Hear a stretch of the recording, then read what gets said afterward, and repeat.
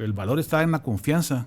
El valor no está. ¿Dónde está el respaldo del dólar en Estados Unidos? No hay respaldo. Es la confianza que se tiene. Entonces, ¿podemos llegar a un punto en el cual dejamos de confiar? Sí. Cuando un banco, ustedes saben que el dinero que nosotros tiene uno ahorrado en el banco, el 10%, está ahí, supuestamente. Y el 90% está circulando ahí, en la banca o en otros lados donde estaban. Antes por lo menos compraban cosas, pero ahora no. Ahora está en la confianza de la inversión de lo que van a hacer. Entonces, ¿qué hacen en Wall Street? ¿Qué hacen? Confiar en la subida y la bajada del dinero, que también es un constructo abstracto mental que sube y baja de acuerdo a las emociones de los que están invirtiendo ahí, los inversionistas. Porque el cambio y el despertar de la conciencia es posible. Te invito a que exploremos juntos en Carolina la Mujer de hoy cómo cuestionar nuestras creencias más arraigadas y de la mano de especialistas recorramos este viaje de evolución. Bienvenidos. Hola tribu de almas conscientes, qué alegre estar nuevamente ante una oportunidad más de poder compartir con los expertos y adquirir nuevos conocimientos y herramientas que nos permiten vivir en una vida más equilibrada, con más balance, con más claridad, para poder tomar decisiones más certeras. Y el tema de hoy es un tema importante porque habla sobre un bien que nos relacionamos sí o sí, en mayor o menor cantidad con él, pero que va a ser impactado la relación que tengamos con ese bien desde las creencias que tengamos en cuanto a eso. ¿De qué estoy hablando? Estoy hablando de la verdad sobre el dinero, un tema que vamos a conversar hoy con nuestro invitado, el doctor René Santizo Fion, que es autor de los libros Desde el umbral de la muerte y el libro Morí y Vi. Le damos la bienvenida. Doctor, bienvenido al estudio. Buenos días, Carol. Para mí es un gusto y un honor estar nuevamente aquí en esta cabina con todos, con Juan Pablo, con todo el equipo, sobre un tema muy interesante que es realmente una palabra que denominamos dinero. Uh-huh. Pero ¿cómo abordarlo? Yo creo que debemos de abordarlo durante los estudios que realicé para hacer mis 2 libros, como dice El viaje a la Ítaca. Es más importante el camino, todo lo que uno va aprendiendo en el camino para realizar el libro y no solamente sacar el libro, como te comentamos un poquito antes. Uh-huh. Pero este tipo de estudio y evolución del conocimiento lo hice a través de 3 caminos, fundamentalmente lo que es la dialéctica, la deconstrucción y el justo medio. Entonces ahora le digo a mis alumnos de la maestría y a muchos colegas y amigos que me preguntan que yo creo que son las herramientas necesarias para comernos la realidad, entre comillas. Cuando me refiero a la realidad, me refiero a comerme la realidad como fuera un tenedor, un cuchillo y una cuchara. ¿Qué es la deconstrucción? La deconstrucción, como usted dice muy bien en sus comentarios, es el reaprender, el reflexionar, el repensar, el adquirir nuevos conocimientos sobre lo que ya tenemos en la cabeza, de construcción. Dialéctica es estudiar lo que está a favor y lo que está en contra de cualquier tema. Y de estos 2 obtener una síntesis. Eso se llama dialéctica. Entonces sacamos lo bueno de esta perspectiva, lo bueno de esta otra perspectiva y obtenemos una síntesis con lo mejor de las 2 perspectivas. Se llama dialéctica. La deconstrucción, lo que decía, es repensar, y el justo medio, eleuteria se llama, que comentaba mucho Aristóteles, que es sacar de las 2 síntesis, la tesis y antítesis, esa síntesis para llegar al justo medio. ¿Qué es el justo medio? Por ejemplo, Buda dejó de comer porque él decía que durante el ayuno él encontraba la iluminación. Llegó un momento determinado a comerse un arroz al día. Se estaba muriendo, ¿va? Entonces tuve que comenzar a comer otra vez, pero estaba gordito cuando comía mucho. Entonces, ¿qué dijo? Juntemos el justo medio, o sea, comer lo necesario sin excederme. Entonces, ese justo medio de Buda es el justo medio de Eleuteria de Aristóteles, que al hablar sobre lo que es el dinero, habla precisamente sobre eso, sobre no ser excesivamente dadivoso y tampoco ser avaro, pues, tener un justo medio que nos vaya llevando en el camino del bienestar. Entonces, es hacia ahí, hacia donde tenemos que apuntar nuestra vista cuando hablamos de dinero. Apuntar hacia el bienestar físico, mental y social. Y en base a eso, utilizar un medio, que es el dinero, para llegar a ese fundamento que debe ser propio y ajeno Porque acordémonos que el bienestar tiene que ver con hacer bien al otro, no solamente mi propio bienestar en punto de vista egoísta. Y no entramos en lo que decía Adam Smith en Dinero. Es un libro que se llama ¿Por qué son ricas las naciones? Las riquezas de las naciones, resumidamente. Y él lo que decía es que las personas no daban las cosas porque eran buena gente, no, que lo daban por egoísmo. Entonces decía, ¿por qué el panadero da pan? Porque es egoísta, es él. ¿Por qué el cervecero vende cervezas? Porque es egoísta, decía él. No tenía... ¿En qué sentido se basa? Por ejemplo, él decía que la economía está fundamentada en el egoísmo, en querer ganar beneficio, en querer ganar prosperidad. Pero está prestando un servicio, está entregando un bien a cambio. Bueno, entonces lo que él dice es que ese egoísmo, que es lo que prácticamente está tratando de establecer, está compensado por la mano invisible, pone en su libro. Ahora, ¿qué es la mano invisible? Es el equilibrio. ¿Qué es la mano invisible? Dios. ¿Qué es la mano invisible? El altruismo. O sea, tiene que equipararse, hay que equilibrarse, el justo medio, de lo que hablaba Eleuteria de Aristóteles. Entonces, esos libros fundamentales de la economía del ser humano, que se llama Las riquezas de las naciones en 1776 de Adam Smith, es fundamental para entender la economía actual, el capitalismo, el libre comercio, la propiedad privada, porque son como quien dice la Biblia de la economía, pues. Entonces, todos esos libros que te refieren a Adam Smith tienen ese tipo de tendencia, pero creen en el egoísmo como camino para adquirir dinero. Pero no, ahí está la otra parte de la moneda. Está Felber, está Keynes, está Marx, está Tirol, hay un montón de ahora premios Nobel de Economía que dicen que no están así, ¿va? Que tenemos que guardar un equilibrio para salvar al planeta. Porque si no, ¿qué pasa cuando comenzamos a adquirir PIB? PIB es como que el Producto Interno Bruto de una nación. Entonces, todos queremos ganar más y más y más. Entonces, todas las empresas, yo lo he visto mucho en medicina, que es mi campo, que les exigen a los vendedores y a los visitadores médicos que cada año tienen que vender más y vender más y vender más. Y así es el ritmo. ¿Pero qué se gana con vender más?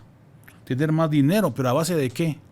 De destruir el planeta, de crear indiferencia, crear injusticia. No debería ser así, ¿no? Entonces, por eso tenemos que buscar un justo medio entre las teorías económicas para llegar a solventar, no solamente que no se acabe el planeta, no que ayudar a la gente que está en desigualdad. Porque lo que crea el rencor y la envidia y todo lo demás no son los proletarios y los burgueses, como decía Marx, es el egoísmo y la injusticia. Entonces la injusticia la vemos desde Adán y Eva, pues. Cuando Marx decía en sus teorías que el hombre siempre ha sido lucha de clases, es una interpretación de cómo el hombre es en parte egoísta y en parte es dadivoso. Porque, por ejemplo, Caín y Abel, Caín mató a Abel por envidia, digamos. Entonces, ese tipo de envidia es humana. Todos la tenemos, en un poquito o un gran grado. Un día poquito, otro día más. Entonces, es algo innato en el ser humano.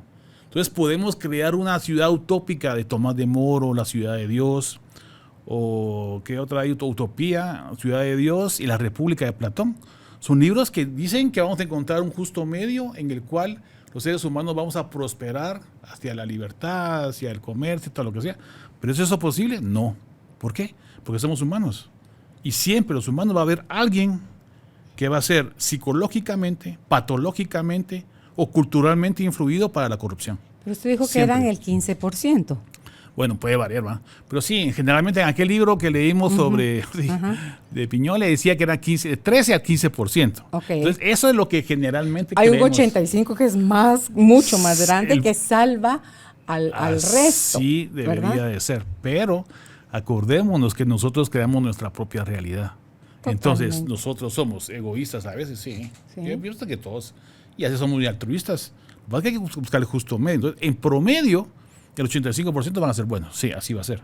Y el 15% siempre van a ser malos. Entre esos 15 hay psicópatas afectados neurológicamente con una atrofia cerebral y hay sociópatas influidos culturalmente. Entonces, siempre va a haber una persona que sea de esa forma extrema, digámosle, de pensamiento económico, que va a estar inmiscuido en un sistema económico en cualquier nivel, en cualquier espacio.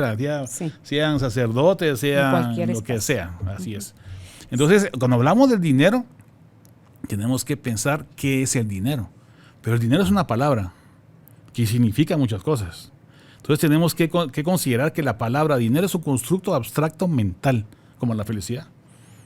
¿Quién tiene la felicidad? Cada quien se va a crear su felicidad. Pues no podemos compartir felicidades, pero sí podemos compartir dinero. Entonces, ¿cómo nos ponemos de acuerdo para creer que es el dinero? Entonces, los mayas decían que eran cacao. Los de Oceanía decían que eran las conchas. Después, los romanos decían que la sal, el cobre, la plata, el bronce, y así pasamos de los efectos de la sal y el cacao, algo que comíamos, algo que aparentemente tenía valor, que es el oro, la plata y el cobre. De eso pasamos al papel. Del papel de la moneda, ¿no? Papel moneda. De eso pasamos al plástico, que es la tarjeta de crédito. Y eso pasamos hoy a la información, que es el Bitcoin. ¿Pero de dónde sale el Bitcoin? ¿De dónde sale el oro? Bueno, el oro por lo menos. El oro sale de la explosión de una supernova. Ahí se creó el carbono, el carbono, el fósforo y el calcio que nos forma, se creó una supernova. Y en una supernova se creó el oro también. Entonces el oro vino al planeta Tierra. Entonces como aquí hay poquito, lo consideramos como valor. Pero ¿realmente vale algo el oro? O sea, ¿realmente nos va a servir para comer? Si tenemos una casa llena de oro, ¿vamos a poder vivir? No. Es una interpretación mental. Entonces el valor que le estamos dando. Entonces a partir de ese valor del oro se respaldaba la moneda. Y así era, hasta 1971, en que Richard Nixon dijo que ya no. Que todo el dinero que le debían a Estados Unidos por la Segunda Guerra Mundial, que ya no se los iba a pagar en oro. Que confiaran en la moneda estadounidense. Entonces hasta el día de hoy, todos creemos que la moneda estadounidense es la base de la economía mundial y todo el mundo cree que es lo que te representa el valor. Pero el valor está en la confianza. El valor no está. ¿Dónde está el respaldo del dólar en Estados Unidos? No hay respaldo. Es la confianza que se tiene. Entonces, ¿podemos llegar a un punto en el cual dejamos de confiar? Sí. Cuando un banco, ustedes saben que el dinero que nosotros tiene uno ahorrado en el banco, el 10%, está ahí, supuestamente. Y el 90% está circulando ahí, en la banca o en otros lados donde estaban. Antes por lo menos compraban cosas, pero ahora no. Ahora está en la confianza de la inversión de lo que van a hacer. Entonces, ¿qué hacen en Wall Street? ¿Qué hacen? Confiar en la subida y la bajada del dinero, que también es un constructo abstracto mental que sube y baja de acuerdo a las emociones de los que están invirtiendo ahí, los inversionistas. Entonces, los récords de dinero suben los viernes y bajan los sábados y bajan los lunes. ¿Por qué? Si no tiene nada que ver que hacía lunes o viernes realmente en la economía. Sin embargo, pasa. ¿Por qué? Porque están emocionalmente predispuestos a ir a pasear el fin de semana y vienen tristes el lunes porque se acabó el fin de semana. Entonces, eso también varía. Si todos desconfiamos, hay una historia buenísima, se la voy a contar porque creo que es bueno que hablemos de eso. En 1600 y pico, en Holanda, había una feria de tulipanes. Entonces todos comenzaron a comprar los tulipanes que venían de Asia. Pero esos tulipanes venían infectados de un virus, entonces tenían un color diferente. Entonces todos comenzaron a comprar las flores, ¿no? Los tulipanes. Entonces comenzó a subir el precio, a subir el precio de cada tulipán, porque todos querían el mejor. Llegó un momento en el cual un tulipán valía una mansión, con todo y las tierras alrededor, un tulipán. Entonces dijeron, pues aquí nos estamos pasando, ¿verdad? O sea, como que no es lógico tener esos tulipanes. Entonces, ¿qué pasó? La gente ya no quería comprar tulipanes. ¿Quién iba a comprar un tulipán por una mansión y un terreno? Ya nadie. Entonces, cuando este señor quiso vender su tulipán, ya no se lo compraron. Entonces, todos comenzaron a bajar el precio de los tulipanes para deshacerse de los tulipanes, ¿verdad? Y cayeron en una burbuja inflacionaria, se llama eso. Y fue una de las primeras burbujas inflacionarias que hubo en el mundo, aparte de la de Newton, otro día te lo cuento. Entonces, ese tipo de pérdida de la confianza hizo que la moneda bajara, ¿va? Y todos quebraron. Lo mismo pasó en 1920 en Nueva York. Lo mismo pasó en el 2008 en el mundo, ahora con las respuestas inmobiliarias. Entonces, esa confianza es lo que respalda el dinero. Si perdemos la confianza, perdemos la economía. Algún día vamos a perder la confianza en el dólar. Ayer estaba viendo un documental sobre eso y un artículo. Dice que tenemos que tener esperanza en que no vaya a pasar, pero que es probable. Entonces, ¿es muy probable que haya otra burbuja inflacionaria como la de los tulipanes? Sí. Incluso también le pasó a Newton. Newton, el de la gravedad, había invertido en el mercado, se llama el mercado del sur, donde vendían esclavos y todo. Todo su dinero lo metió como inversión a ese mercado del sur, de Inglaterra. Entonces también pasó lo mismo con el precio del tulipán y perdió todo su dinero. Entonces Newton dijo, yo puedo conocer las leyes para conocer el sistema planetario y describir la gravedad, pero nunca entenderé la locura humana. Perdió toda su fortuna en esa época. Quiere decir que eso siempre ha sido una cuestión de confianza a través de la historia de la humanidad y es lo que representa realmente el dinero. ¿Y qué es el dinero? Es un valor, un constructo abstracto mental que nos sirve para intercambiar valores y servicios. Que uno lo ve, lo compensa sin ser ningún genio. Usted quiere comprar algo y le dicen ¿cuánto cuesta este lapicero? Cuesta 1,000 quetzales. Uno sabe que ese lapicero no cuesta 1,000 quetzales. Entonces, gracias, y sigue su camino. Entonces, si usted le dicen cuesta 3 quetzales, le hace sentido, lo necesita, lo compra. Entonces, también va acorde a la necesidad de la gente y lo que uno valora, doctor, las cosas, porque también las asociaciones a lo que uno le agrega, en este caso el dinero, es creer que si yo tuviera plata sería feliz, o sea, dinero. Si yo gano tanto, ahí entonces tendría paz y felicidad.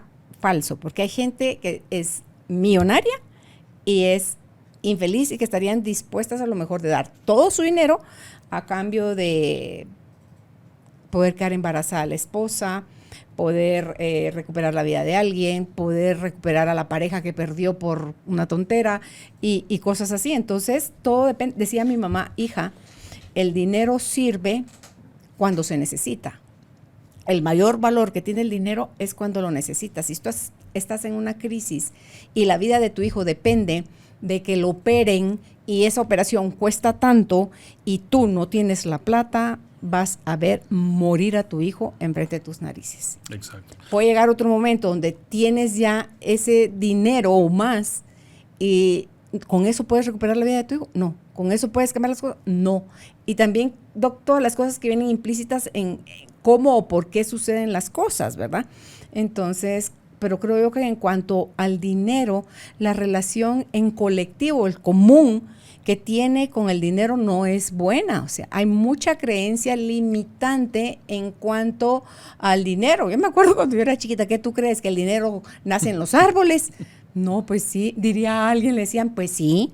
Dice Enrique Corbera, creo que fue, pues sí, nace en los árboles. Sí que tenía el abuelo, el que le estaba diciendo al nieto, hijo, ¿tú qué crees que el dinero nace en los árboles? Sí, abuelo, le dice, si tú tienes sembradío de melocotones y tú de lo que vives es de la venta de tus melocotones, o sea, tu dinero sí está en los árboles, le dice, o sea, sí crece en los árboles.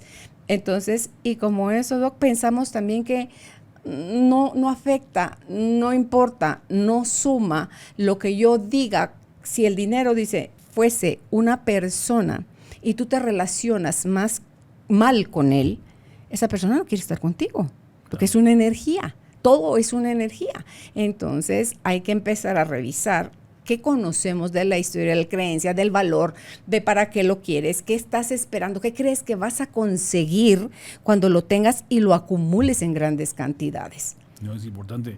Incluso usted sabe cómo se crea el dinero. ¿Cómo? Fíjese que se crea de la confianza de un préstamo.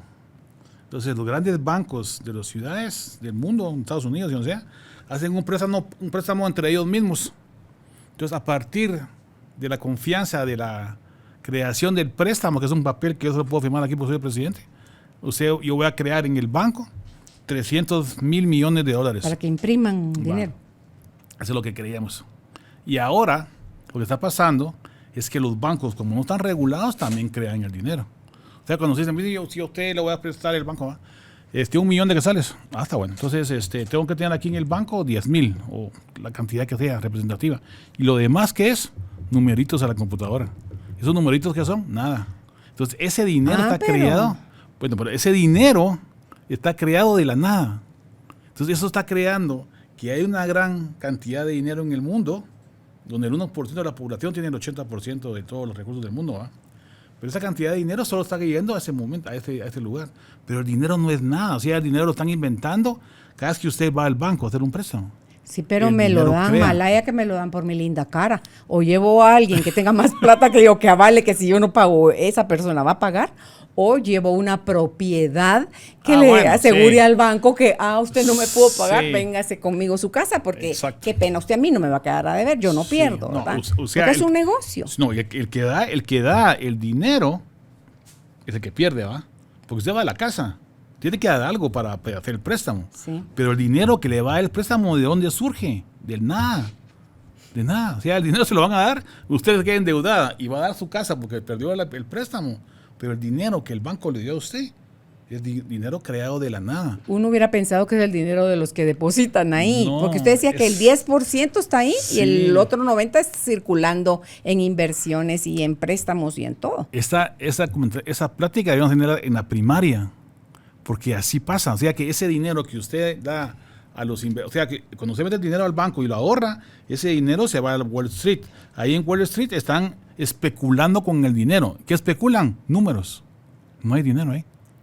No hay dinero. Entonces, todo ese dinero es especulación y números en la cabeza de alguien. El dinero solamente es una palabra para representar un medio de trueque, pero en realidad no es nada. Entonces, ese dinero que usted supuestamente está guardado en algún lugar, no está en ningún lado. Ese dinero son números. Y sabe lo que ese efecto que usted está diciendo, que el dinero es nada, me hace pensar en cómo se gasta hoy en día en las tarjetas de crédito. O sea, yo gano 1,000 y me gasto 3,000 al mes. Como que, ¿por qué mi cabeza no me dice te estás metiendo en un lío horrible? Ese es un punto importantísimo. Ahorita se lo voy a decir por qué. Porque nosotros somos humanos y tenemos un cerebro que el 98% del tiempo es innato, automático y evolutivo. ¿Qué significa eso? Que somos emocionales. El 98% del tiempo. Entonces, a usted digo, ¿sabe qué? Le regalo 20 tarjetas de crédito, el banco va. ¿Por qué? Porque usted va a ir al súper, o antes que era más fácil, se iba a ir de viaje a un mall. Usted no va, o va usted con un listado a comprar lo que tiene que hacer. No, usted va a ver qué mira. Entonces, cuando usted va a ver qué mira, su sistema automático cerebral lo que quiere es dopamina. ¿Y la dopamina cómo la va a ganar? ¿Cómo la va a tener en la cabeza? Haciendo cosas que uno siente chilero. Comprando. Entonces, usted empieza a pasar la tarjeta ahí, ni cuenta se da, pero esa cantidad de dinero que está buscando ahí está perdiendo de su dinero. Entonces, usted no tiene que comprar así. Si usted quiere un consejo de esta charla, no compre así. Impulsivamente, porque está comprando con su sistema automático, con su sistema innato. Su sistema neuronal por defecto se llama eso, su sistema animal, si lo quieren ver así. Entonces, a usted le gusta algo y lo compra. No anda pensando cuánto tiene que pagar y después le van a cobrar no sé qué. Entonces, por eso cuando uno va a comprar, bueno, la sugerencia de los expertos, uno tiene que tener su listadito y a comprar lo que debe comprar. Usted tiene que tener sus recursos en su casa, lo que gana y lo que va a gastar. O sea, no va a ir a comprar como loco y después no va a tener una deuda que no va a poder pagar. ¿Qué fue lo que pasó? ¿Qué es lo que hace la gente normalmente? Por eso se endeudan con las tarjetas horrible. Y eso es lo que hace el banco con las tarjetas y eso es lo que hace el neuromarketing al venderle. Porque el neuromarketing lo que hace cuando usted va a comprar a los supermercados es venderle a lo que a usted le gusta. Entonces, ¿qué hacen ahora los estudiosos del neuromarketing? Hay un montón de libros, ¿verdad?, que he ido a leer. Lo que hacen es que ustedes agarran a un grupo de personas. ¿Cuál es mi grupo objetivo? Dicen eso. Bueno. ¿Cómo los manipulan? Sí, entonces, mire, las señoras no sé, las patojas de 20 a 30 años de edad, que no sé qué. Entonces, comienzan a analizar cuál es el pensamiento cultural. Entonces, ahora usan las Big Data, ¿va? Ahora agarran la computadora y dicen, bueno, miren, eso es lo que le gusta a las señoras. ¿Qué colores? ¿Y qué formas? Entonces ya tienen una idea qué hacer para venderle. Entonces ponen eso en el mercado y usted no va a comprar en razonar, va a comprar con el sistema automático. Y en eso se basa el neuromarketing para venderle lo que usted quiere, sin que usted piense, entonces se embarca usted, pues, porque el banco lo que va a hacer es cobrarle su dinerito. Y el vendedor lo que quiere es venderle. Entonces, ¿quién cae en la trampa? Uno, con la tarjetita. Sí. Te voy a confesar algo. No, es que qué triste, porque eso es algo que ya no es que te vas a caer, ya te caíste. O sea, ya se revolcó uno, todavía rodó en el suelo. Fui el fin de semana a un lugar con una de mis nueras y una nieta, a un centro comercial, subiendo las gradas eléctricas. ¡Ay, esa tienda me encanta! Me encanta desde entrar a babosear, porque tienen una de cosas, dije, fue mi comentario, a mí también me encanta, dice mi nuera. Entremos, dice mi nieta, y sí, entonces ya las tres, en sintonía de qué chilero, entramos a abrir la boca. Ella quería ver una cosa específica y compró esa cosa específica que la encontró. Qué bueno. ¿Y? Yo entré a babosear y salí con 1000 cosas. Varias cosas que luego lo justifico. Pero si solo me gasté 67 quetzales. Entonces, pero digo yo, me dice la señorita en la caja, encontró lo que quería y me reí. Le dije, mire señorita, ¿sabe qué es lo peor? que yo no quería nada, Ya. yo no estaba buscando nada y aquí vengo con estas cosas, son cosas que sí voy a usar. No es que mi vida dependía de si las compraba, iba a facilitar mi vida, sí las voy a usar, o sea, sí tienen uso en mi vida, le prometo que sí, pero no las necesitaba, doctor. Eso es fundamental. Y lo justifico con, solo fueron 67 quetzales. Así funciona el cerebro. Es una tontera que me diga yo eso a mí No, misma. El cerebro funciona así. Usted sabe que usted... Ay, no me diga que no es una tontera. Dígame mejor que bueno, sí. Bueno, no le digo así porque mejor no. Pero, Dígame que sí, para ver si así lo dejo de hacer. Ay, qué horror. sí, lo está haciendo en automático. O sea que, mire, pues, ¿sabe cómo? Yo no sé qué compró, ni me diga. Pero ¿sabe por qué compró eso? Porque me gustó. ¿Pero por qué le gusta? Porque, dije, esto chilero, esto me va a servir para, por ejemplo, era una cajita donde había un frasquito de esos con esencia y que tiene las varitas y tiene la velita que huele igual. A mí usted entra a mi cuarto y siempre huele a algo. A mí que mi cuarto huela hacia, o mi casa huela a eso, tengo la vida de tenerlo. Yo vivo comprando velas aromáticas, vivo comprando esencias de estas de las varitas, porque a mí me produce un bienestar. Hago mi meditación y de repente como que me llega un aroma sabroso. Ya Sí tiene me, un reflejo acondicionado ya en la cabeza. ¿verdad? O sea, ya lo creo. sí me hace un efecto bonito.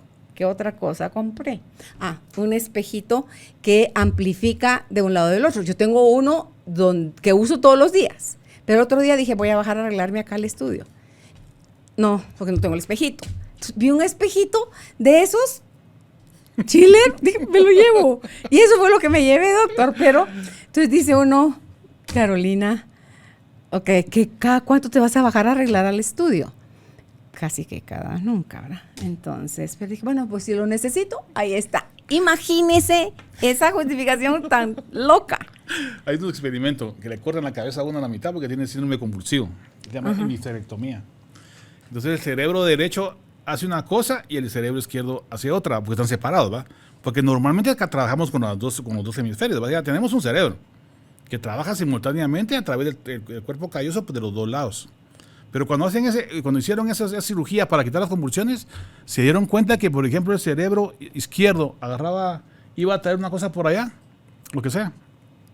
Y le preguntaban del lado del izquierdo, donde está uno hablando, ¿va? El derecho. El derecho hacía la cosa. Y cuando le preguntaban, el paciente respondía, pero responde con el lado izquierdo. Okay. Y como están separados, no hay coordinación. O sea que si, por ejemplo, se le cayó la Coca-Cola aquí, ¿va? O la Pepsi-Cola o el agua, lo que sea. Sin marcas, mejor. Sin marcas, sí, va. Okay, Entonces, se le cayó algo, un líquido, café, un algo. se cayó algo ahí. Entonces, el cerebro izquierdo comienza a buscar la razón. ¿A justificar? A justificarlo.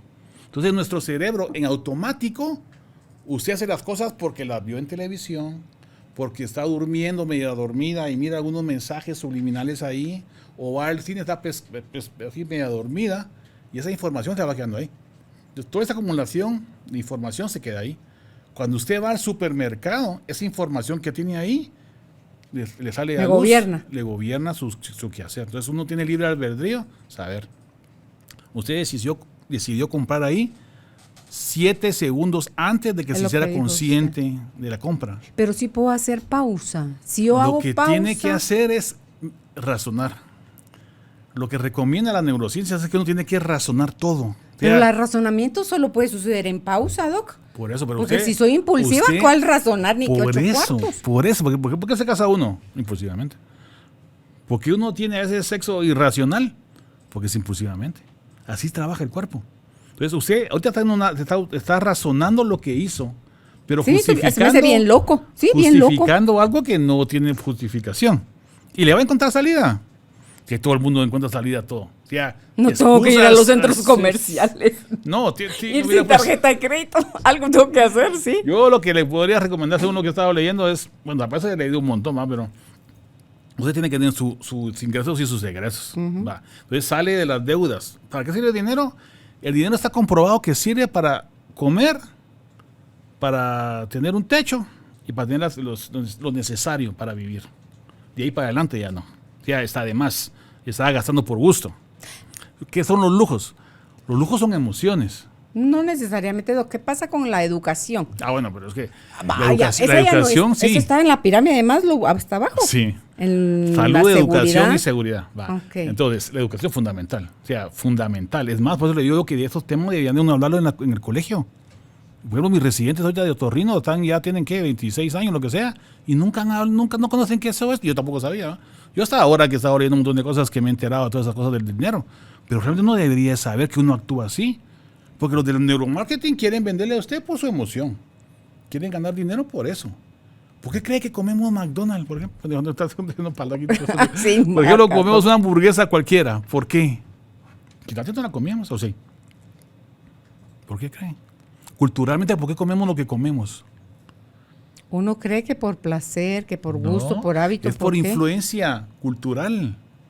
¿Por qué? ¿Sabe qué es umami? Umami es un sabor. Que no aquí en Guatemala no tenemos que es umami. Cuando yo fui a España a un curso que había de rinología, que me dijeron, mira, los olores, no sé qué, estos son los fundamentales y todo, y el umami. ¿Qué es eso de umami? Porque tu cultura no tiene un sabor. Es una fruta, es una especie. Es un sabor. Es un sabor de los 5 elementales a nivel mundial.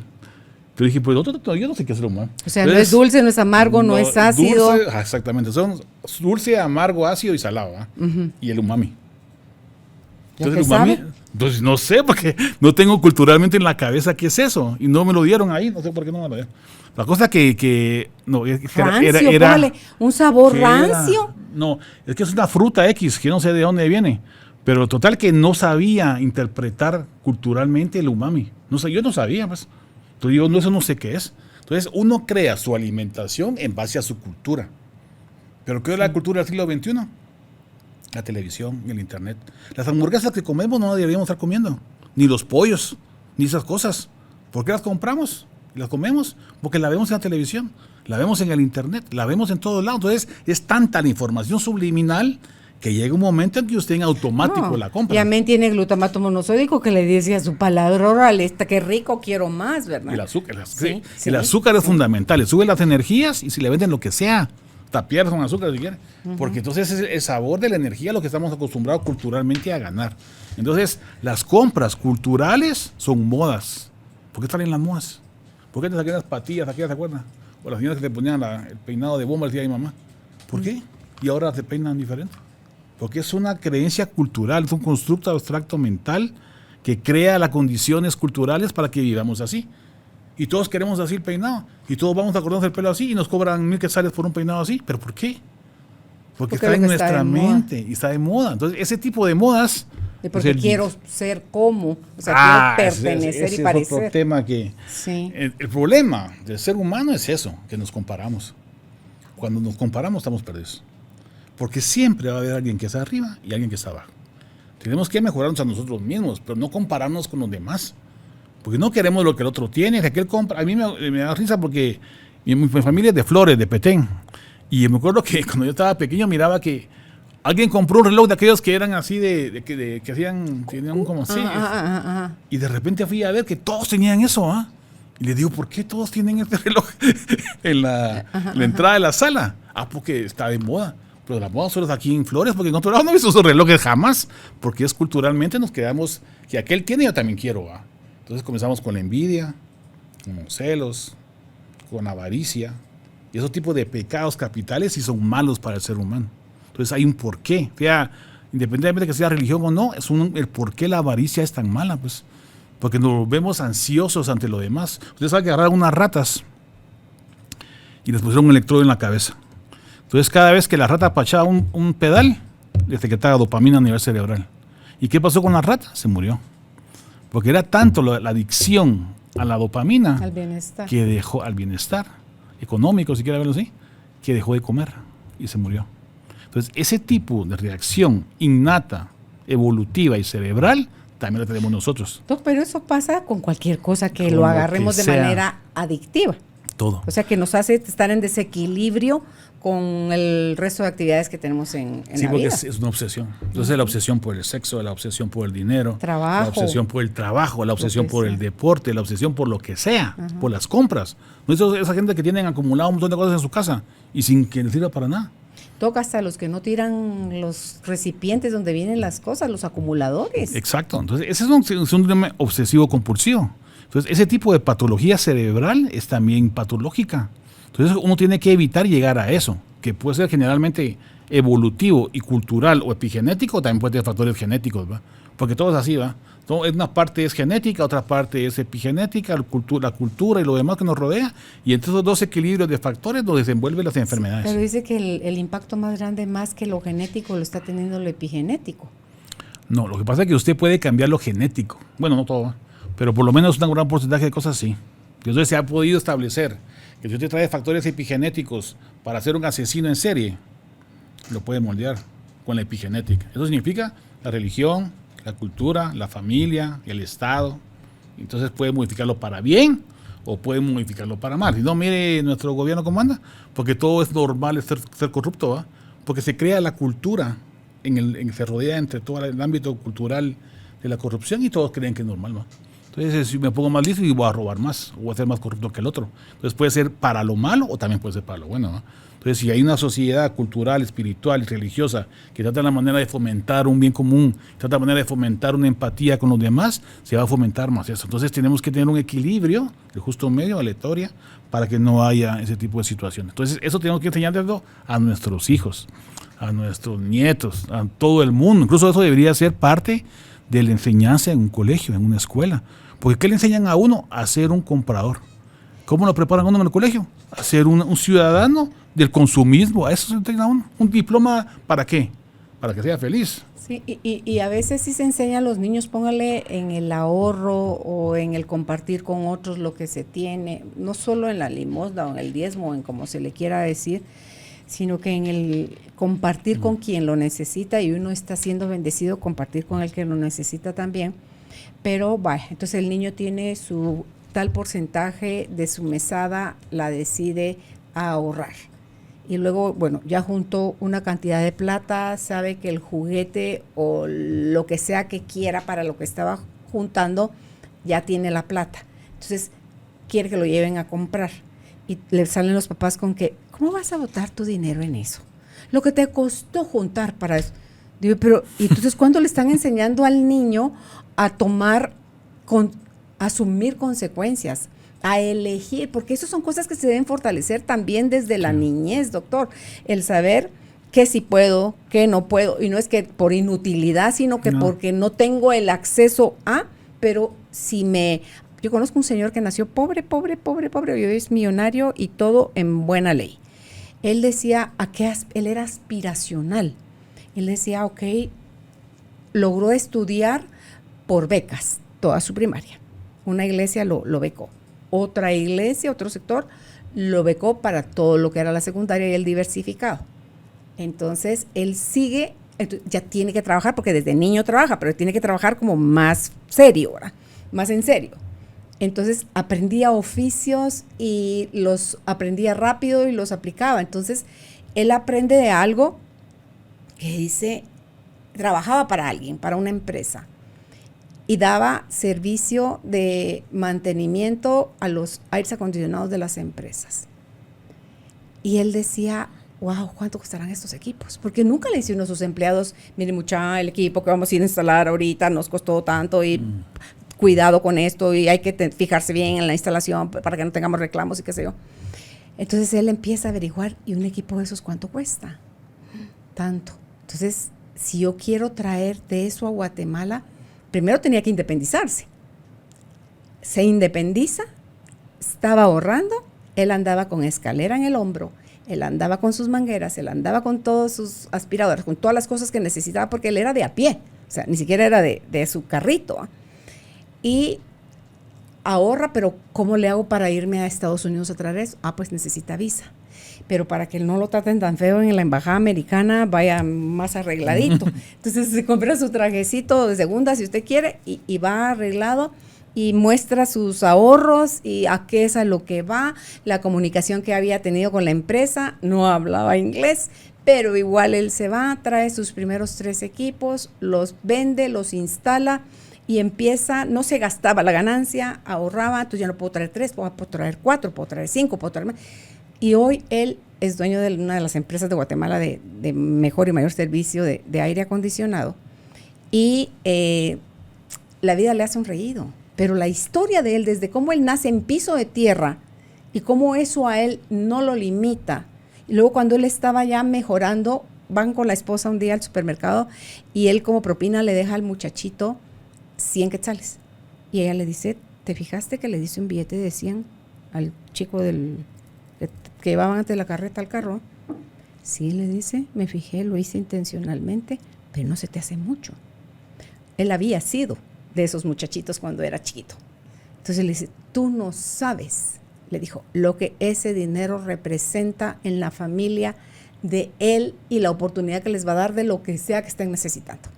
Entonces, él ha becado gente que se gradúe de la universidad, ni le sé decir cuántos, porque él cree en que la gente que tiene el talento, pero no tiene la plata, el dinero, Doc, para tener acceso a, él cree en ellos, lo que usted decía, la confianza, y luego se hacen profesionales responsables, exitosos, que contaron con la confianza de alguien que supo por experiencia de vida propia qué es nacer en limitación, qué es esforzarse para salir adelante y que se puede salir abundantemente y no por eso irse por el camino errado, ¿verdad? Entonces digo yo, wow, cuando yo escuché la primera vez la historia de él contada por él, yo me tenía así con la boca abierta, creo yo, porque decía yo, wow.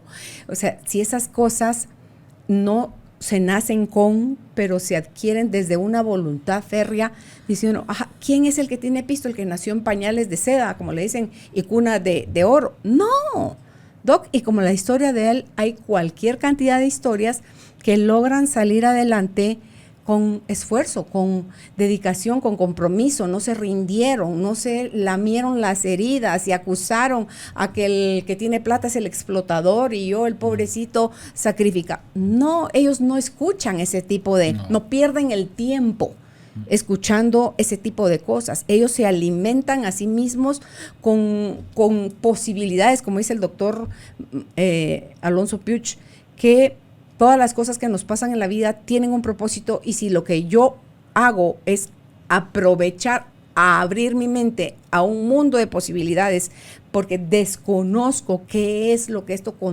trae consigo como mayor ingrediente que siempre va a estar a mi servicio, porque él elige creer eso, que todo en la vida está a su servicio y a su favor. Entonces, o lo aprovecha y crece y se expande, o se encoge, se limita y reniega y maldice. Entonces, pero la elección es interna, doctor, y aplica a todo y al dinero también, que es el tema del que estamos hablando hoy. Por supuesto, yo creo que son dos puntos importantes. Uno que usted dijo es lo de los errores. Estamos acostumbrados culturalmente a castigar el error, a juzgarlo y a criticarlo. Y uno de donde aprende más es el error. Uno tiene que dejar que los hijos erren, que pierdan, que sufran, que en el sentido de que tienen que aprender sobre sus propios errores. Porque si no, ¿cómo van a aprender? Es difícil aprender de los errores de los demás. Entonces uno tiene que aprender de los mismos errores. Ahora, con respecto a la realidad, estoy convencido de que así como usted crea su realidad y la interpreta, tiene la posibilidad de hacer lo que sea. Lo que sea. Y estaba viendo hoy en la mañana un programa de aquí de usted, que hablaban sobre si uno puede conocerse a sí mismo. Mi perspectiva es que realmente es difícil conocerse uno a sí mismo, menos a otra persona. Pero sí puede cambiar su realidad y su interpretación en bienestar de otra persona o mía. Entonces yo puedo decir, bueno, yo cometí este error, puedo mejorar. Me voy a esforzar, a dedicar y a prosperar, sin dejarme limitar por paradigmas que me crean inculcar en el ámbito cultural. Yo voy a luchar, como dice este señor, y lo va a lograr, y no andaba viendo qué había la pared, a su meta y para adelante. Entonces, eso es lo que tenemos que hacer todos. Todos podemos cambiar. Es que hay dos teorías, ¿va? Que si hay un destino o uno puede tener libre albedrío. Yo creo que uno tiene libre albedrío. Uno puede cambiar su cerebro. Si uno puede cambiar su cerebro para captar la realidad desde otra perspectiva, puede cambiar todo. O sea, se reprograma el cerebro. Entonces esa reprogramación cerebral le permite hacer lo que usted quiera hacer. Porque yo me he preguntado muchas veces si yo nací para ser, porque me han preguntado que si yo nací para ser médico. Yo no nací para ser médico. Yo iba en el camino aprendiendo y en momentos determinados tuve que tomar decisiones. Pero eso es diferente a creer. ¿De chiquito usted no jugaba a ser doctor? No. Abrí la boca, así. No. ¿Qué es lo que le dice ahora? Sí, fíjate que todo el mundo dice eso, pero yo no. Ya le conté cómo fue que decidí hacer medicina. No le he contado. No. Yo jugaba fútbol, estaba jugando en la profesional. Y entonces fuimos a jugar a Zacapa, yo estaba jugando con la universidad, ya se imagina. Entonces fuimos a jugar con Zacapa y fue un partido difícil, ¿verdad? ¿Para qué lo voy a contar? Entonces estaba todo golpeado y cansado. Entonces la inscripción de ingeniería, que era la que yo quería, era lunes en la universidad. Y la inscripción de medicina el martes. Entonces, como yo estaba todo golpeado y me costaba levantarme, dije, okay, que toca hoy ingeniería, no, mejor voy a estudiar medicina. ¡Ay, qué locura! Así decidí yo estudiar medicina. Entonces yo me he puesto a pensar cuando la gente me dice, es que yo nací para ser médico. Bueno, por ejemplo, mis sobrinos tienen una idea de mí y tal vez los influyo de alguna forma. Pero yo no tenía nadie, pues. O sea, en mi familia no había médicos. Entonces yo creo que uno se va creando las metas. En el camino es cuando uno se va volviendo feliz. El esfuerzo, como en los libros. Uno va estudiando y va leyendo, entonces uno va aprendiendo cosas en el camino. Cuando uno llega al médico, se lo digo porque a mí también me pasó varias veces que cuando me gradué de bachillerato, bueno, ahí está mi diploma, pero no me siento diferente de lo que soy, pues. Después me gradué de médico, aquí está. Y yo decía dentro de mí, pues no me siento... ¿Qué se siente ser médico? La clásica, ¿verdad? Pues me siento igual que ayer, les decía, yo no siento ninguna diferencia entre ayer y hoy, tengo mi título ahí. Y después hice otra especialidad y otra. Y realmente nunca he sentido una diferencia que uno diga, bueno, ya pues, ni siquiera comprando cosas. Pero cuando usted compra una cosa, le va a caer bonito un tiempo. Es la adaptación hedonista que dice la psicología. Pero después ya se adapta. Después te quiere otra. Cuando le suben a uno el sueldo. Ajá, entonces se va. Y ese es el problema del dinero. Cuando uno tiene una cierta cantidad de dinero para gastar y le dan más, quiere más. Y le dan más y quiere mejor. Y le dan más y quiere pasar, ¿saber qué? Entonces ese tipo de pensamiento crítico humano hacia la realidad es lo que le va llevando a uno a la ambición. Entonces si uno tiene control de eso, comienza uno a querer más y más. Pues que mucha gente que tiene mucho dinero y quiere robar todavía más para dejarle de saber aquí. Eso que está diciendo ahorita, Doc, no es solo el dinero, porque eso como que cesa. Después ya viene cuando ya es mucha plata, ya tengo el dinero que necesito, ya lo tomé o lo hice de una manera, viene el poder, el ansia de poder. O sea, ¿es cierto eso? ¿Sí lo rebasa? Bueno. Lo que pasa es que usted comienza a saborear el gusto de mandar y se vuelve dopamina también, ¿verdad? Entonces esa dopamina se va creando un hábito, es como una droga. Entonces se va acostumbrando a mandar y después no quiere perder el puesto, vos estás los tirando, ¿verdad? Porque después se quedan acostumbrados a que mandan y hacen lo que ellos quieren con quien quieren y a la hora que quieren. Entonces es lo que pasa con la gente que no tiene la capacidad mental de entender que es un periodo de tiempo que van a estar ahí. No tiene la capacidad de entender que todos nos vamos a morir. No tiene la capacidad de entender que el dinero no es la felicidad, como usted bien lo dice. Porque la felicidad, como es subjetiva, puede ser feliz, pobre, o puede ser triste y suicidarse de rico. ¿Cuántos artistas de televisión no se han suicidado? Teniendo la fama, la plata y todo. ¿Y cuánta gente es pobre y es feliz con lo que tiene? Entonces es una cuestión de adaptarse a su realidad para ser feliz. Igual el dinero. Adaptarme a la cantidad que tengo para ser feliz y no ambicionar más y más y más. Cuando uno confunde lo que es el objetivo por el medio, porque el dinero tiene que ser el medio para alcanzar un objetivo. ¿Y cuál es el objetivo? Alcanzar la felicidad, el bienestar. Pero si yo pongo al dinero como objetivo, está perdido. Porque nunca va a alcanzar. Esclavo. Exactamente, por eso que decían Dios Mamón, que decía en la Torá y también en el cristianismo, que es un Dios de la avaricia y de la obsesión y de la codicia, que es el dinero, ¿no? Entonces, ese tipo de obsesión hacia eso, lo pierde, lo nubla, ya todo lo demás lo va dejando atrás y toda la felicidad que anda buscando no la va a alcanzar nunca. Porque ese tipo de felicidad material no es la realidad de la felicidad que es subjetiva y es emocional. Y la mejor felicidad, como se han dicho todos los estudios de Harvard y todo lo demás, es las relaciones personales. La pareja, los amigos. La gente que vive más y está más sana y todo eso es el común denominador, ¿verdad? O sea, la calidad de relaciones que tienen. Agarraron a esos niños en 1920 o 30, los comenzaron a seguir. Y ahora que están 80 años después, ya la mayoría muertos, les preguntaron a los demás que había sido los mejores años de su vida, sus mejores experiencias en felicidad. Eran las experiencias. Entonces, si tiene dinero, gástesela en experiencia, en viajar, en leer, en platicar, en compartir. El mejor dinero es el dinero compartido, decía Marco Aurelio Séneca, uno de esos de Epicuros, que es lo que decía. Entonces hay que compartir. ¿Qué es mejor tener todo amontonado ahí o compartirlo para viajar y compartir una cena y compartir con los amigos? Compartirlo. Entonces es lo mejor. Desde mi mirada, compartirlo.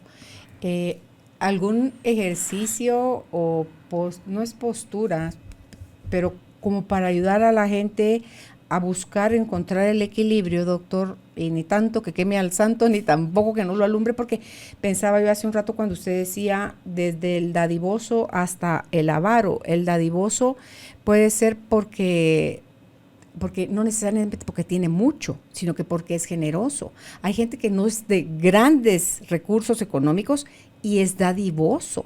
Yo lo podía ver en la radio cuando se hacían colectas.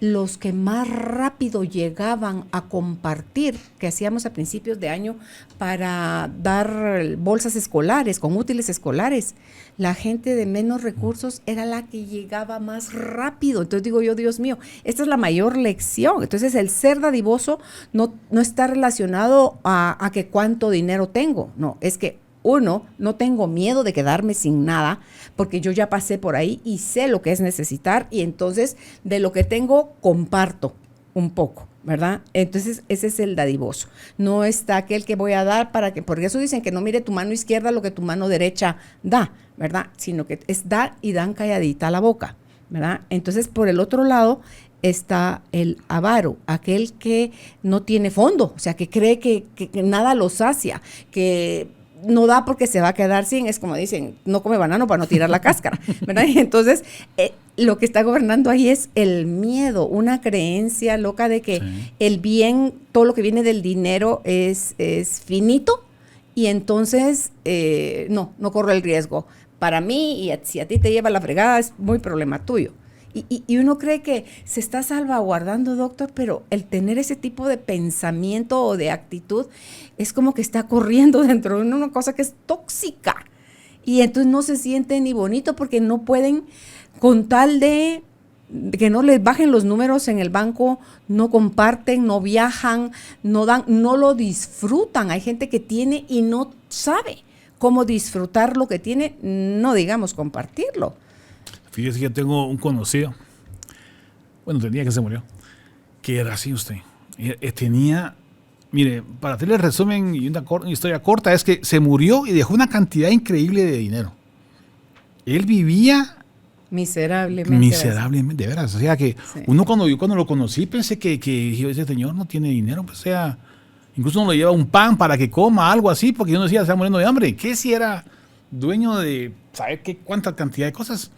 Entonces uno entra uno a pensar en eso que usted dice, el avaro y el dadivoso, ¿cuál es el justo medio? Hay una historia muy buena, por cierto, que se llama Diógenes el perro, es un filósofo que vivía en Grecia, ¿no? Entonces él vivía como un perro, le decían, Diógenes el perro, porque vivía con harapos en una tina, hacía como el Chavo del Ocho, en un tonel a la orilla del mar, y él vivía como los perros. Entonces en esa época estaba Alejandro Magno. Entonces Alejandro Magno también hacía mucha filosofía. Entonces cuando llega a ese lugar, le pregunta quién es el mejor filósofo de aquí. Diógenes, le dice. Diógenes. ¿Y quién es Diógenes? Ese muchacho que está aquí a la vuelta, hay un señor grande, aquí para allá, y lo puede ir a buscar. Entonces, como ya había oído ver por tu fama de gran filósofo, lo va y le encuentra. Casi desnudo, con perros. Entonces le dice, yo soy Alejandro Magno, le dice, con toda la gente que había, iba todo el pueblo y los soldados y ya sabe, todo de oro y toda la cosa. Entonces le pone así enfrente a Diógenes y le dice, yo soy Alejandro Magno y yo, Diógenes el perro, le dice. Pues sí, entonces, a presentarnos vamos, tú eres el, yo soy como que dice, yo soy el emperador, te puedo dar lo que quieras. ¿Qué quieres? Le dice. Entonces le queda viendo, que te corras un poco para allá porque me estás tapando el sol. Sí, él lo tenía todo. Entonces tenía todo uno y el otro tenía nada, ¿va? Y este era feliz y también el otro era feliz. Entonces, ¿quién tiene la felicidad? ¿Quién de los dos era más feliz? Los dos son felices. Entonces, el justo medio es aquel, creo yo, como lo interpreto, que tenga la cantidad de dinero suficiente como para vivir en la pirámide de Maslow, lo más bajo, salud, seguridad, educación para abajo y comida y techo. De ahí para adelante ya es otra cosa. Entonces, el que logre alcanzar ese tipo de cuidados elementales de Maslow y sea en un estado de bienestar, es lo mejor. Buscar ese estado de bienestar, buscar esa felicidad, no buscar más dinero, buscar su propia felicidad. Si yo tengo dinero y me puedo ir a Nueva York, pues cosa mía, pero si yo no tengo dinero y me quiero ir al parque aquí en la vecindad que es gratis, me voy al parque. ¿Por qué tengo que ir a Nueva York? ¿Por qué no puedo ir al parque a disfrutar de lo que estoy gozando yo? Con la gente, o sea, acompañado, porque ya sabemos aquí que hemos hablado 1000 veces que es acompañarse de los demás. El cerebro humano es un cerebro empático.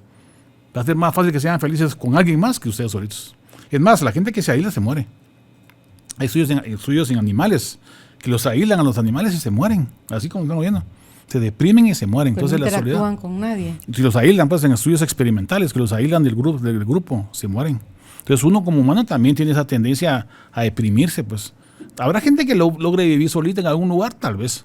Pero lo más común y lo más seguro es que tienen que sobrevivir acompañados de alguien más. O sea, la pareja, o amigos, o vecinos, o qué sé yo.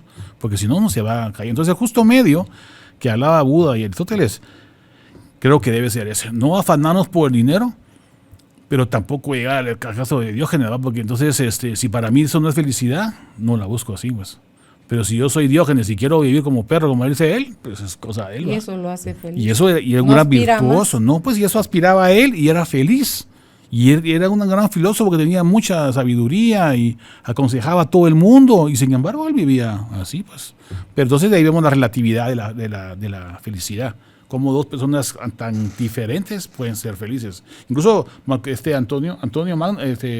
Alejandro Magno le dice que si él no fuera Alejandro Magno, le gustaría ser Diógenes, para que vea cómo es esa interpretación subjetiva de la felicidad. Entonces el justo medio debe ser como dice Buda, ¿va? Ni tan ni muy como decimos aquí en Guatemala, para que uno pueda llevarle al consumo mínimo. Y sobre todo, yo creo que lo que más tenemos que aprender a controlar es lo del neuromarketing.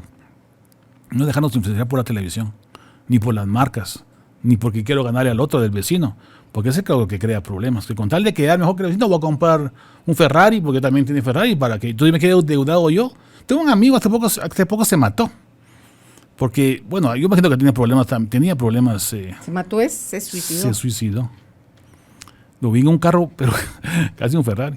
La foto me mandaron nada más. Y yo, ¿cómo compró este carro este muchacho? Dije yo, Pero lo dejé así, yo solo como que no le pasan las fotos de ahí en internet y yo no solo las mira. Y entonces después me contaron de que había entrado en depresión.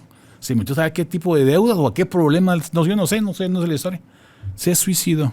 Entonces uno dice, no puede ser posible que por querer sobresalir o marcar la diferencia con el grupo, era joven, patojo, de 20 y pico de años. Entonces dice uno, ¿cómo es posible que uno llegue a ese estado? Yo creo que tiene algún problema mental también, ¿va? No creo que haya sido solo por eso. Pero entonces uno puede ver ahí la relatividad de la riqueza y del dinero, pues. Entonces, ¿dónde debemos dejar manejar por el dinero? Pero como dice también la Biblia, ¿va? Lo que es de Dios, y lo que es del hombre, el hombre. Porque tampoco van a vivir sin nada, pues. Si uno vive en una montaña donde no hay dinero, perfecto. Pues si uno está viviendo en una ciudad, tiene que tener por lo menos para comer, pues. Entonces ahí es donde vienen las situaciones de las desigualdades, las situaciones de cómo ayudar al prójimo, las situaciones de cómo ayudar con el diezmo, las situaciones de todo lo demás, que tenemos que reorientarlo hacia ayudar al que realmente lo necesita, pues. Ojalá, el que hace filantropía, creo yo, que tiene mucha plata y hace filantropía y dan millones. Yo creo que así, con esa soltura con la que dan, con esa facilidad, siguen generando para recibir, no sé, Doc. Fíjate que perdón, siga. Este es un pastor, me voy a mentir si le digo un nombre, pero es un pastor gringo, donde él decide, porque ¿qué es lo que propone la iglesia? Diezma, da el 10% de lo que ganas para que la obra de Dios pueda ser llevada a muchas partes, ¿verdad? Entonces él hacía lo contrario. O sea, a él le va muy bien económicamente, escribe libros y cuánta cosa. Entonces él elige lo contrario. Él dice, yo puedo con un 10% vivir yo, y el 90% va para afuera para todo lo demás. Y le viene dinero al Señor, pero mire, así, increíble. Entonces digo yo, si nosotros tan solo aprendiéramos que el aferrarnos, el apego, el miedo a perderlo, o a no hacerlo, a no alcanzarlo, es lo que limita, Doc, esa abundancia, porque fuimos creados para tener y tener en abundancia. Pero también cuando se tiene y se comparte, es como que se multiplica ese gozo. Entonces digo yo, es como cómo hago, ¿verdad? El equilibrio para poder no quedarme yo también sin nada, porque está aquel también que da todo lo que tiene y se queda sin nada, que tampoco ahí hay equilibrio, sino que, ¿cómo se llama? Querer que todo el mundo le dé y como el asado solo recibir. Sí, no, tiene que ser un justo medio. Realmente es esto de que hablamos de que la gente que da, recibe. Esa es la ley de Mateo, dice en psicología también. que al que se le da, se le dará más, y al que no tiene, se le quitará. Entonces, si uno comienza a compartir, debería de tener cierta reciprocidad, porque recordemos que somos humanos. Tenemos células en espejo en el cerebro. Lo que vemos, hacemos. Así en automático, con el cerebro automático, con el sistema por default. Entonces, si me dan, yo regalo. Y así va a ser. Entonces, hacen experimentos sociales, psicológicos, donde le dan el dinero a unos jóvenes para ver qué hacen con el dinero. Y un grupo dice, ¿sabe qué? Usted gásteselo en usted y a este ya se lo va a alguien más. Y los que tienen a dar más, reciben más. Felicidad, por lo menos. Y dinero también. Y los que se lo gastaron en ellos se quedaron sin satisfacción de felicidad.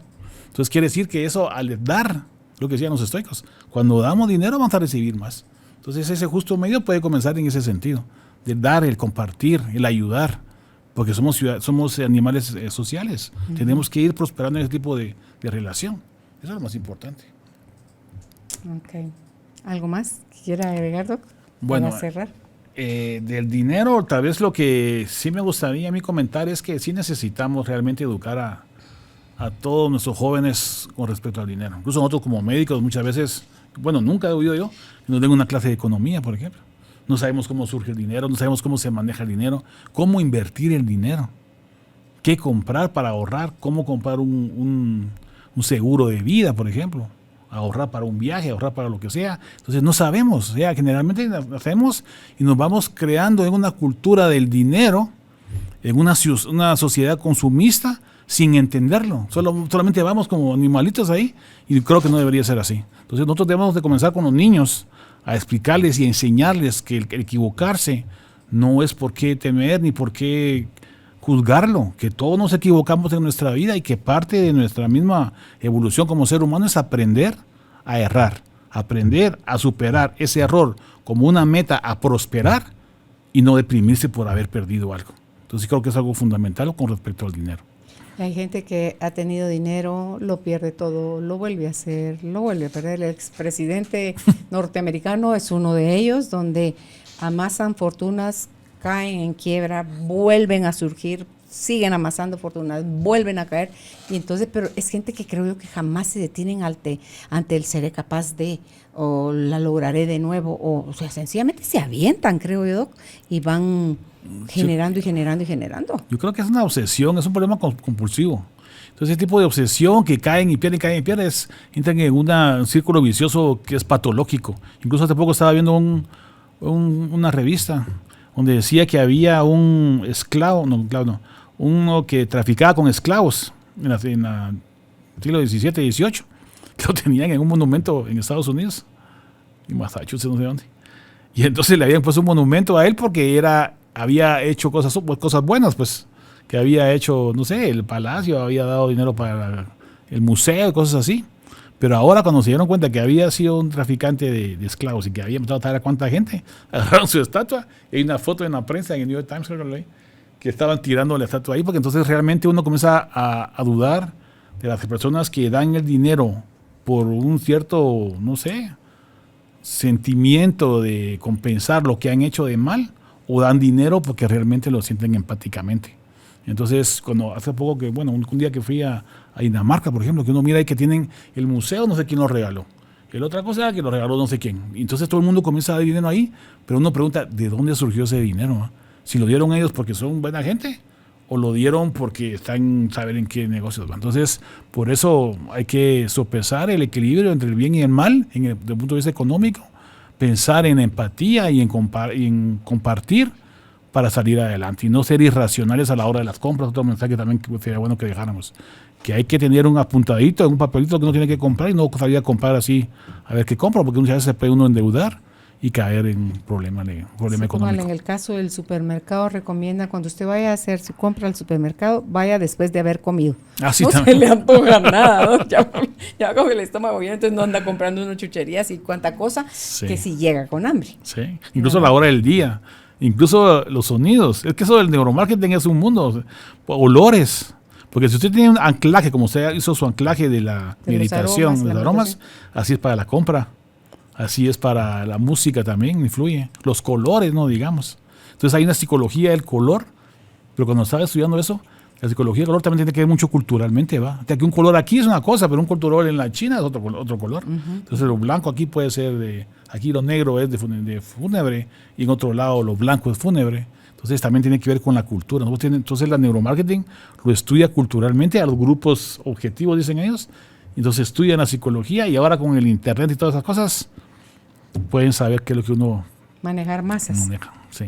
Pues gracias, Doc, por haber estado con nosotros hoy. Si usted necesita cuestionar algo, preguntar, aclarar, pedirle algo al doctor, lo encuentra en Facebook con el nombre de su primer libro, Desde el umbral de la muerte. Y si aún no lo ha hecho, lo invitamos a que se suscriba a la página www.carolinalamujerdehoy.com.gt. Hasta una próxima oportunidad. Chao. Adiós. Gracias por ser parte de esta tribu de almas conscientes. Recuerda visitar nuestra página web carolinalamujerdehoy.com.gt para más información de estos temas y de nuestros invitados. Tenemos más programas, blog, libros, talleres, tienda en línea y material exclusivo para quienes se suscriban. Encuéntranos en redes sociales como Carolina la Mujer de Hoy.